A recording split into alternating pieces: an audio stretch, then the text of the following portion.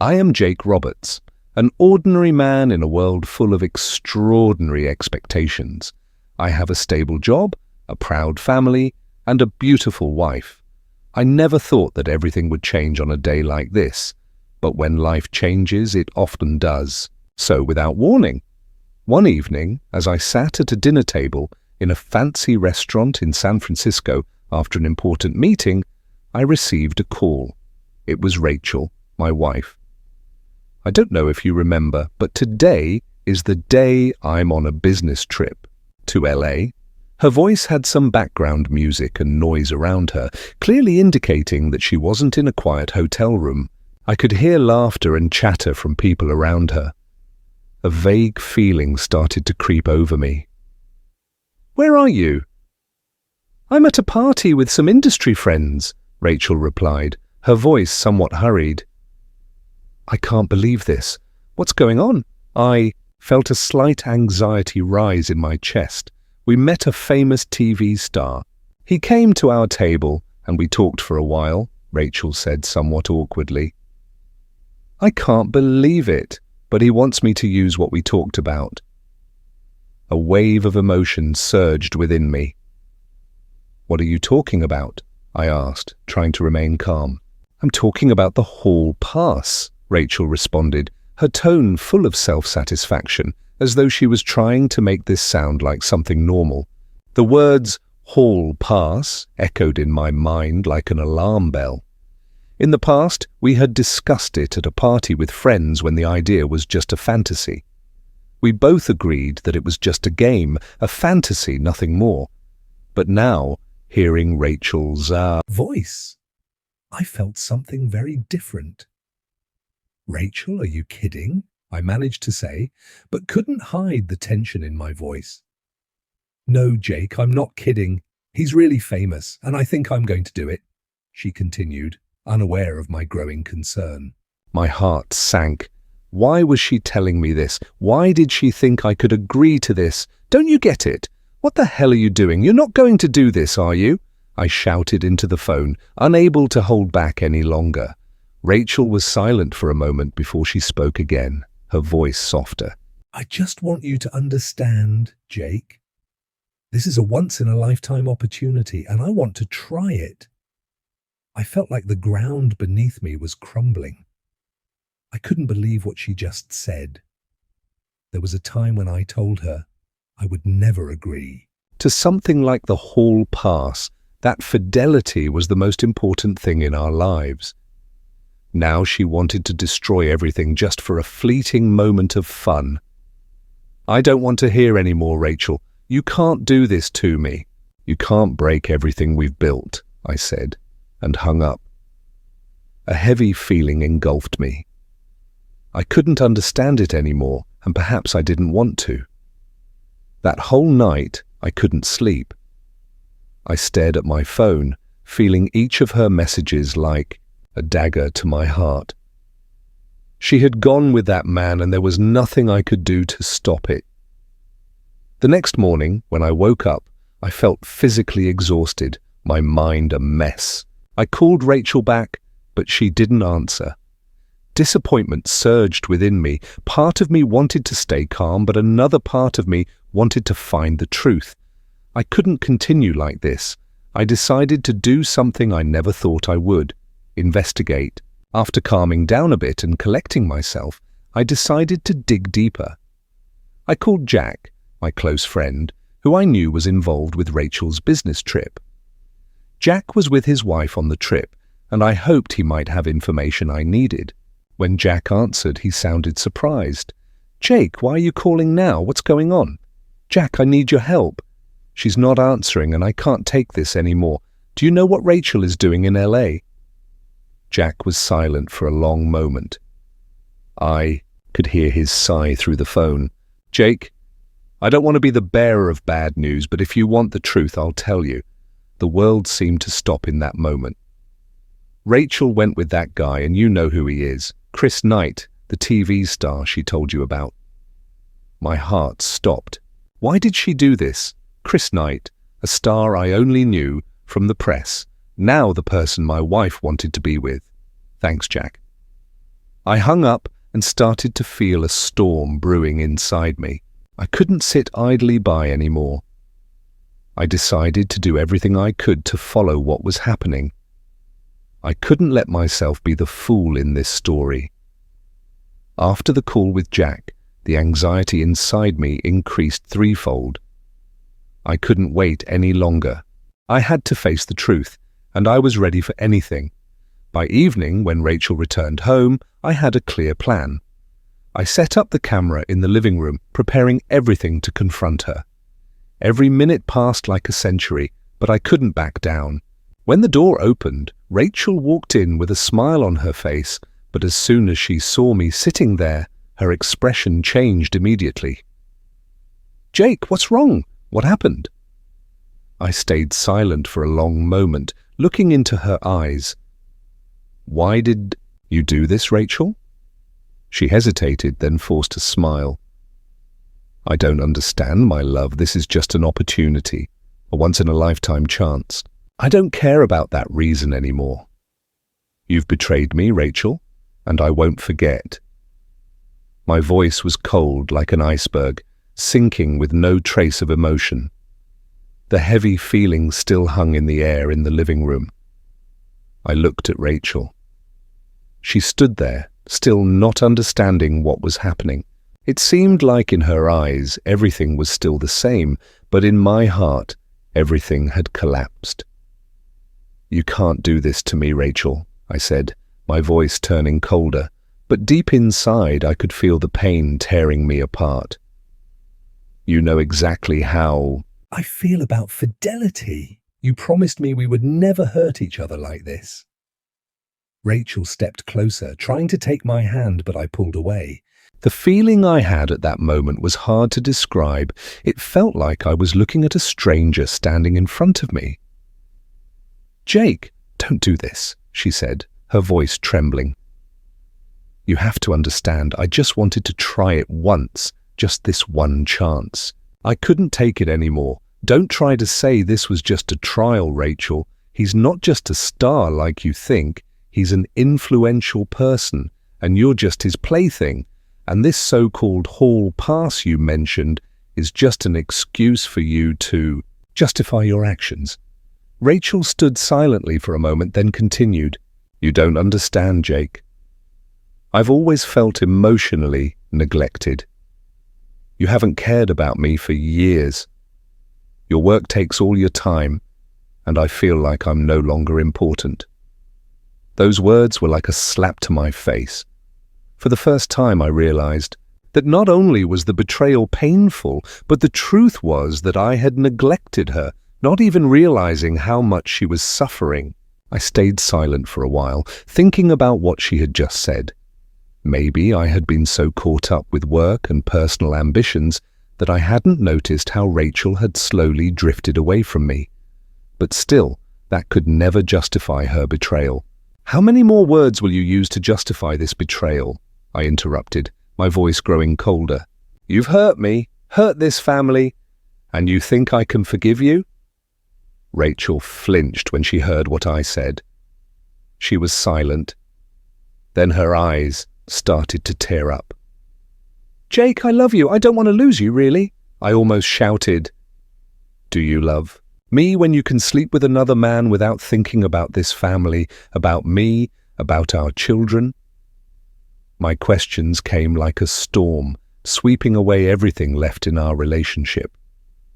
And then I decided that it was time to act. Neither of us could go back, whether we wanted to or not. The next day, I couldn't sleep. Images of Rachel and Chris that night kept replaying in my head. My mind was exhausted, but I still needed to get clarity. I couldn't live in this deceit any longer. I decided to meet with an old friend, Max, a skilled lawyer, who had helped me in some tough situations in the past. I needed his help to prepare for a legal battle. When I walked into Max's office, he looked at me with understanding in his eyes. "Jake, what's going on? You don't look so good." I sat down, throwing my phone on the table. "I need help. I need a divorce," Max looked at me carefully. What happened? I found out my wife has betrayed me. She went with a TV star, and I need proof, I said, with a disappointed expression. I want to do everything right, but I can't just sit back and let things go. Max thought for a moment, then spoke. I'll help you, but you have to remember this won't. Be easy. Rachel won't just accept losing everything. She'll fight. The next day, I received a call from Max. He had found some crucial evidence that could be used in the case, but I knew Rachel wouldn't let me win without fighting to the very end. When we faced each other in court, the atmosphere in the room was so tense that I could feel every breath I took. Rachel and her lawyer sat across from me with confident expressions. You have no concrete evidence. You're just basing this on your emotions to make unfounded accusations, Rachel's lawyer said, his tone sharp. I didn't answer immediately. In my mind, the images of Rachel's call and everything she had done replayed. Over and over, I had enough evidence to prove her betrayal, but I couldn't let my emotions override my reason. I needed to stay strong. At that moment, Max stood up and presented the evidence. A video call between Rachel and her friend, clearly mentioning her relationship with Chris Knight. The room went silent, and Rachel's gaze became frantic. It's not possible. She stood up, her voice trembling. You can't do this. Max continued to present more evidence, messages, pictures from Rachel's meetings with Chris, and even a signed photo from Chris to Rachel. Everything began to become clear, and the truth could no longer be hidden. After the trial, I felt exhausted and drained. This legal battle wasn't just about property disputes or custody, but a battle with emotions, with all the memories of a broken relationship. When I got home, everything seemed to have changed. Rachel wasn't home. She had gone somewhere. I didn't know what she would do next, but I knew one thing for sure. My life had turned a new page. I sat down, looking at the wedding ring still in my hand. Forgiveness is impossible, I thought, and I won't allow myself to live in lies anymore. This relationship was over, and I had to move on. The next day after the trial, Rachel was no longer home. She had left, leaving no note, no call, just a cold house and a sense of emptiness. I didn't know where she would go or what she would do, but deep inside, I knew this marriage had truly ended. I sat alone in the living room, staring into space. Everything suddenly became silent. No more late-night calls, no more midnight talks, no more smiles or loving glances. All that remained were pieces of disappointment and a sense of betrayal. Not wanting the kids to be affected by this situation, I had sent them to their grandparents. I didn't want them to witness the scene of two people who once loved each other now standing on the brink of separation. I knew that whether they wanted to or not, they would have to face the truth, but I would protect them to the end, even if my life crumbled completely. In the following days, I didn't see Rachel anymore. She didn't call, didn't text, and I didn't dare disturb her. But during those days, I couldn't forget her. I couldn't erase the image of Rachel from my mind. I had loved her sincerely, and now I couldn't believe that she had betrayed me like this. Last night, I received a call. It was Rachel's mother. Jake, son, can you come home? Rachel needs to talk to you. I felt uneasy. Where is she? I asked, unable to hide my worry. Rachel has gone back to her mother's house. She hasn't said much, but I think you should go meet her, Rachel's mother said, her voice full of concern. She wants to see you and apologize. A feeling of doubt rose in my heart. Was Rachel really remorseful? Or was she just trying to salvage a little of her image in my eyes? I didn't know, but I knew that I couldn't keep avoiding the truth. I had to face her once again. When I arrived at Rachel's mother's house, my heart was beating faster than usual. Walking in, I saw her sitting on the couch, her eyes red, probably from crying a lot. The atmosphere in the room was heavy, and the silence was strange. "Jake, I don't know what to say." Rachel looked at me with a pained expression. "I know I was wrong. I can't forgive myself."